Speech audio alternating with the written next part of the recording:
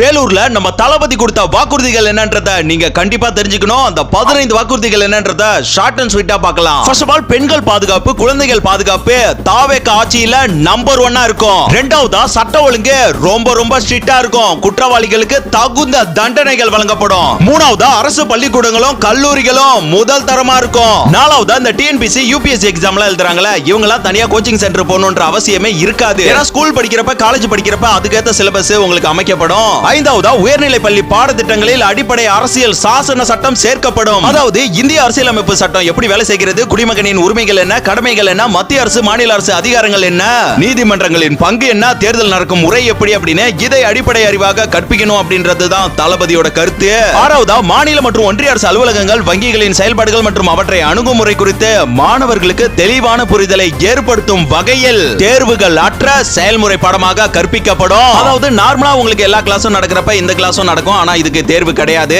ஏழாவதா, India முழுக்க ஒன்றிய அரசு சார்ந்த கல்வி நிலையங்கள் மற்றும் அதன் சேர்க்கை அட்மிஷன் குறித்து புரிதலும் தெளிவும் மாணவர்களுக்கு உருவாக்கப்படும். எட்டாவதா, அனைத்து அரசு பள்ளிகளிலும் பெண் குழந்தைகளுக்கு சுகாதாரமான, சுத்தமான மற்றும் தரமான கதவுகள் பொருத்தப்பட்ட ரெஸ்ட் ரூம்கள் அமைப்பது உறுதி செய்யப்படும். ஒன்பதாவதா, இந்த போதைப் பொருட்கள் இல்லாத தமிழகம் உருவாக்கப்படும். தளபதி சொன்னது வந்து ஸ்கூல் பசங்க, காலேஜ் பசங்க இந்த கஞ்சால ரொம்ப அடிக்ட் ஆயிட்டாங்க. அந்த கஞ்சா எங்க இருந்து சப்ளை ஆகுதுன்னு அதை கண்டுபிடிச்சு டோட்டலா இந்த கஞ்சான்ற ஒரு ஆப்ஷனை இல்லாம பண்ணணும். பத்தாவதா, மாவட்ட கலெக்டர்கள் மற்றும் எஸ்பிகள்ல சரி பாதியா பெண்களும் இருக்கும்படி செய்வோம்னு சொல்லியிருக்காங்க. உண்மையிலே மனசுக்கு சந்தோஷமான விஷயம் இதெல்லாம். 11வதா, இந்த மலை கிராமங்கள் எல்லாம் சின்ன கிளினிக் கூட கிடையாது. அதனால நம்மளோட ஆட்சியில அரசு ஆரம்ப சுகாதார நிலையங்கள் பிரசவம் பார்க்கும் வசதியுடன் அமைக்கப்படுங்க. 12வதா, மலை கிராமங்கள் மட்டும் இல்லைங்க, குக்கிராமங்கள் வரைக்கும் பஸ் வசதி உருவாக்கப்படும். 9 மாசம் ஆச்சு பஸ் வந்து.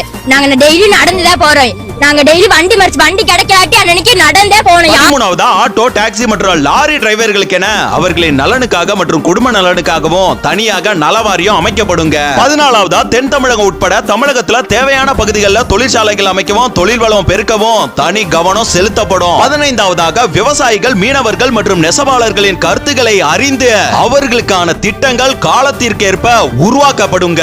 வாக்குறுதிகள்னா இப்படி இருக்கணும். சிலிண்டர் 500 ரூபாய்க்கு தர, நீட் தேர்வை ரத்து பண்றேன்னு சும்மா உதார் விடக்கூடாது. நம்மள வாழ வச்ச இந்த மக்களுக்காக நாம் எதுவும் செய்யாம இருக்கிறது நல்ல விசுவாசமா இருக்குமா? ஒரு லெவலுக்கு மேல காசு சேர்த்து என்ன செய்ய போறோம்? உங்க விஜயா, உங்களை மட்டுமே நம்பி வந்திருக்கேன்.